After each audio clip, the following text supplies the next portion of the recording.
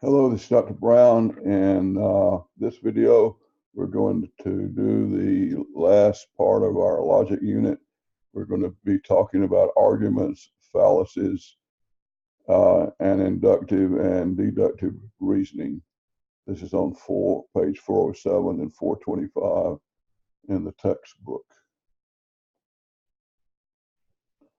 Arguments. We all know how to get into arguments, and sometimes arguments have valid claims and sometimes they don't. We all want to be able to listen to an argument and decide whether or not the argument is valid or not. We're going to start looking at various kinds of arguments. A logical argument is a claim that a set of premises support a conclusion. There are two general types of arguments: an inductive argument and a deductive argument. An inductive argument uses a collection of specific examples that you could come up with as its premises, and then uses them to propose a general conclusion. A deductive argument uses a collection of general statements as its premises and uses them to propose a specific situation as the conclusion. Example for an inductive argument. When I went to the store last week, I forgot my purse. And when I went today, I forgot my purse. I always forget my purse when I go to the store. Now, this is an inductive argument. You have two premises, and the conclusion is because you forgot your purse two times, you're always forgetting your purse. So these premises are specific situations, while the conclusion is a general statement.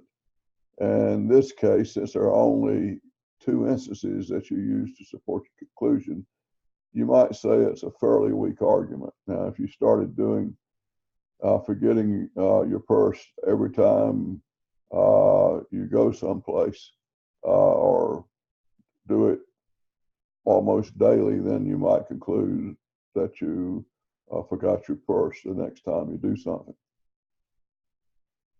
Another example of an inductive argument is that every day for the past year, a plane flies over my house at 2 p.m. So you've seen that quite a lot. And a plane will fly over my house every day at 2.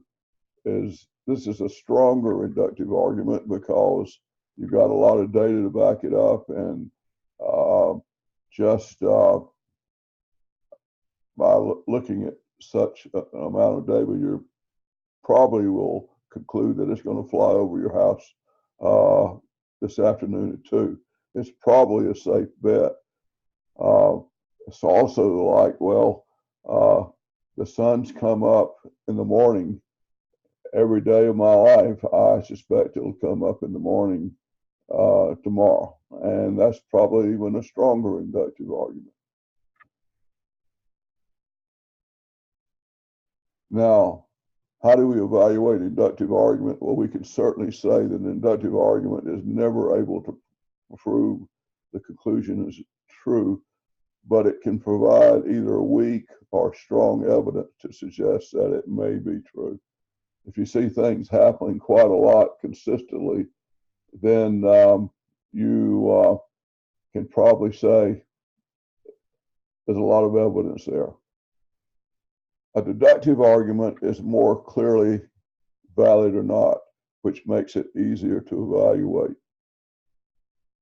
Usually it's going to be based on observations that are maybe more scientific, or things that you can really bet that is true. A deductive argument is considered valid if, assuming that all the premises are true, the conclusion follows logically from these premises. In other words, when the premises are true, the conclusion must be true. Now, we can interpret a deductive argument with an Euler diagram similar to Venn diagram that we used before, it can make it easier to determine whether the argument is valid or invalid. Consider the deductive argument. All cats are mammals, and a tiger is a cat. So a tiger is a mammal. Is this argument valid? I think we'll see that it is, and if we look at the Venn diagram, or Euler diagram, we can see that it's true. First, you draw the mammals, then you draw the cats within the group of mammals, and we know for sure that the cat is a mammal, and we know that a tiger is a cat, and we can put this one instance X, which is a tiger, inside the cats. And so obviously a tiger is a mammal. And so this is a valid argument. Here's how you can analyze an argument with an Euler diagram. You draw an Euler diagram based on the premises of the argument.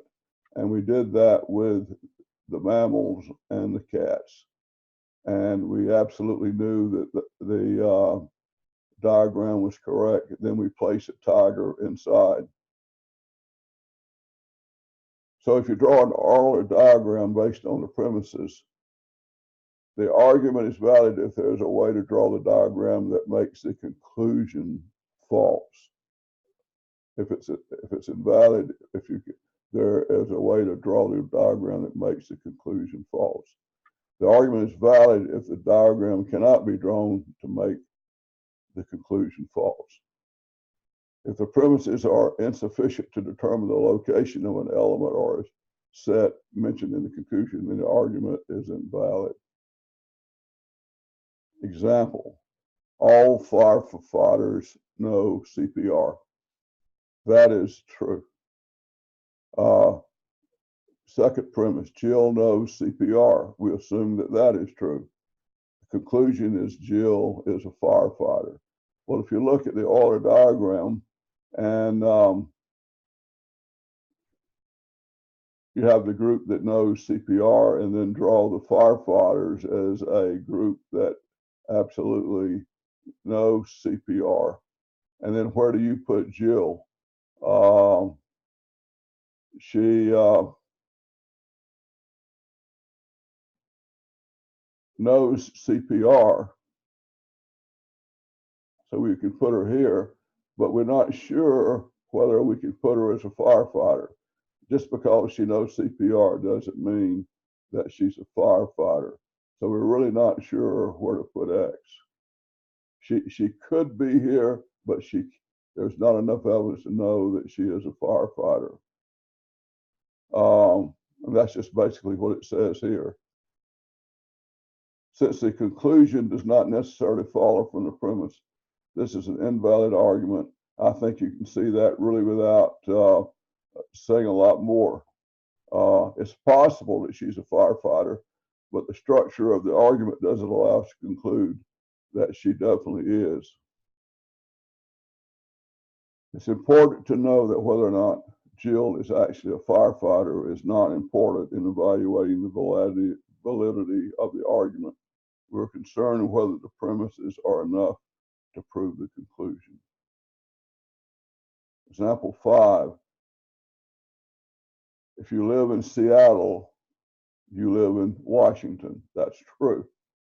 So we have over here Washington as the big yellow circle, and then Seattle is definitely in Washington.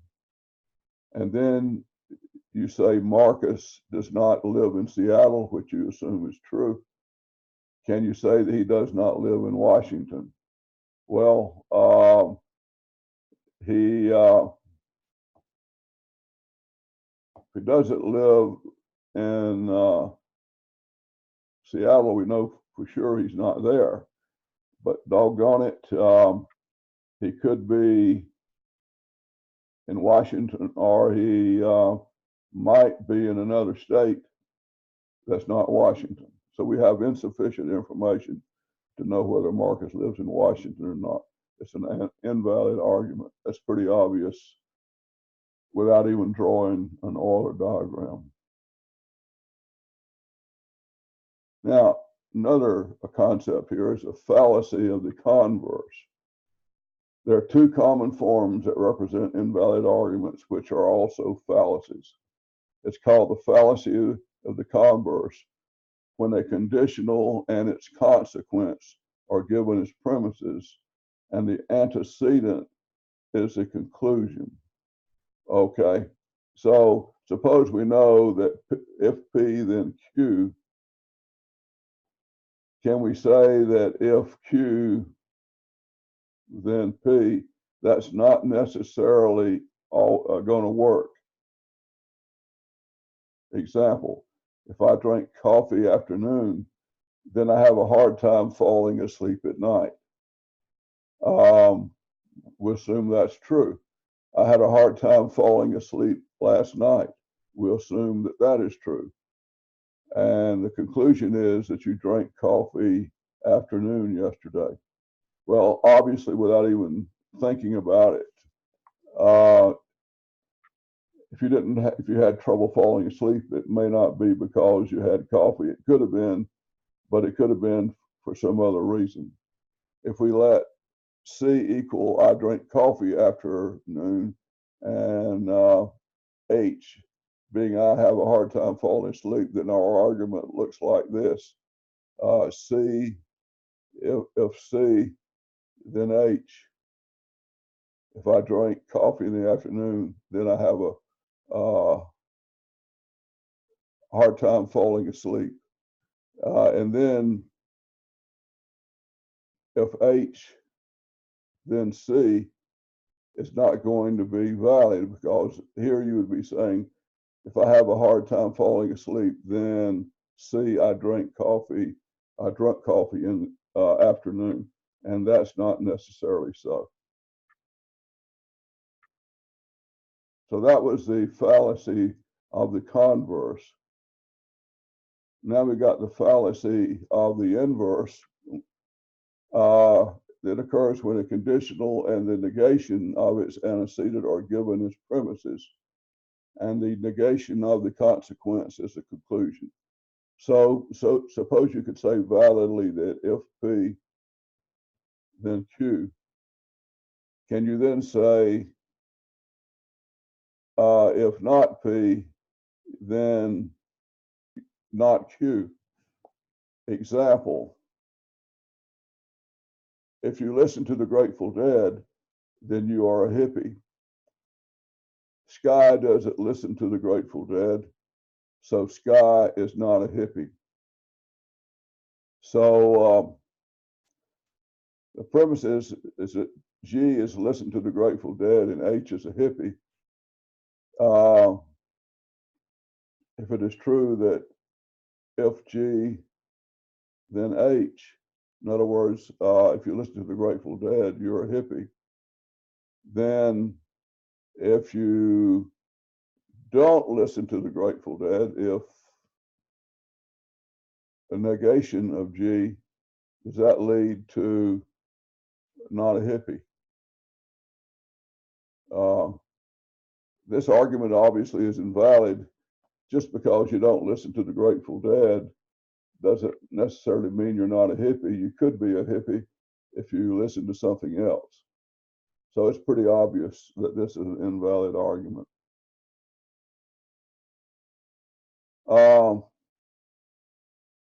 Logical fallacies in common language.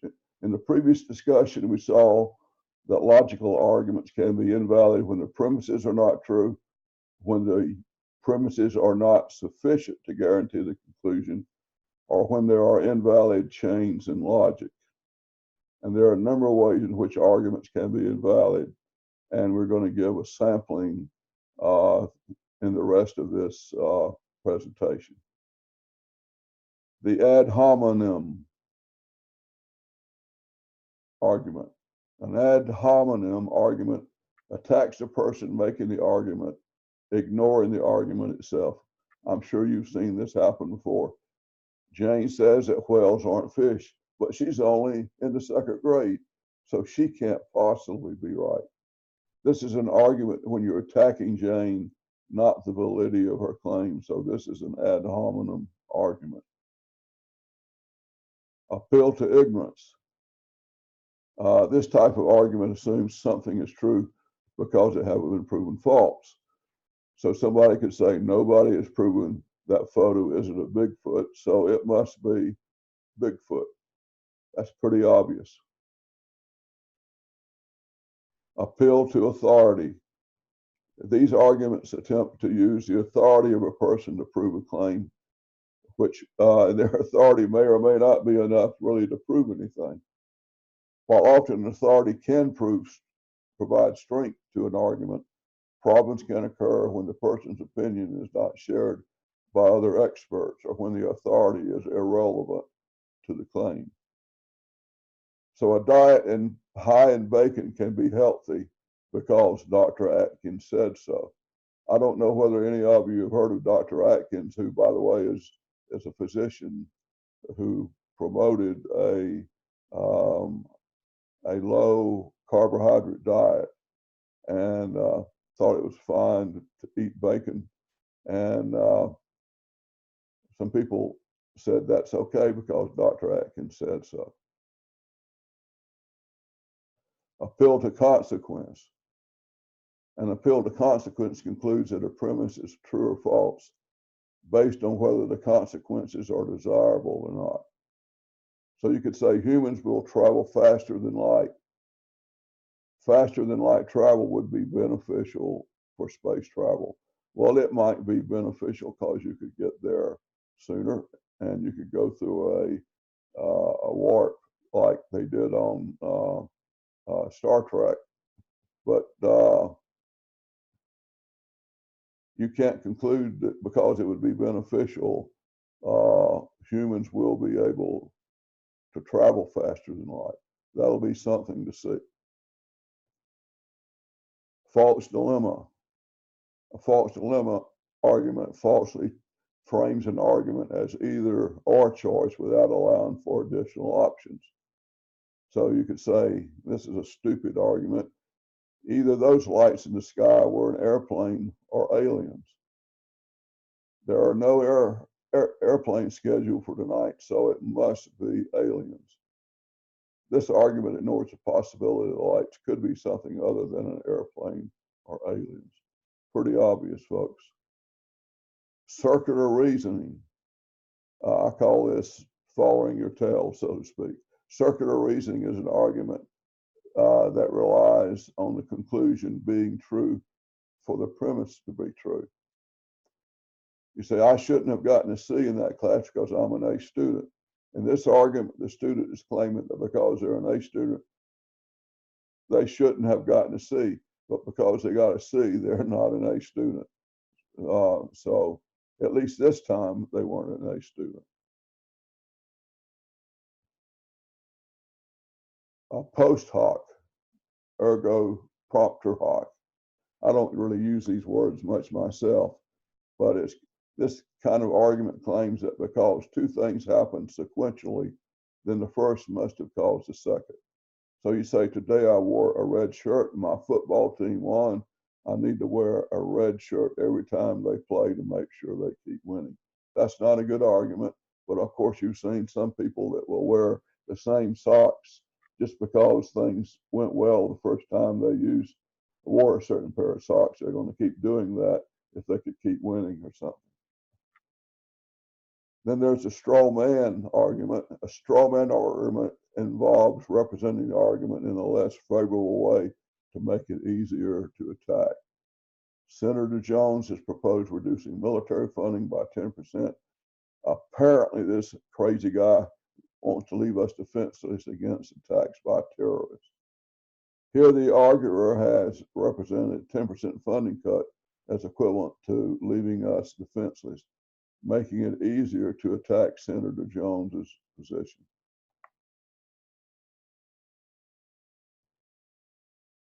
correlation implies causation. This is a fallacy that often happens. Just because you see two things happen together doesn't mean that one caused the other. Months with high ice cream sales also have a high rate of deaths by drowning. Therefore, ice cream must be causing people to drown. This argument implying a causal relationship when really both are more likely dependent on the weather, that ice cream and drowning are both more likely during warm weather months. So obvious correlation does not imply causation. And that is the section on arguments and fallacies.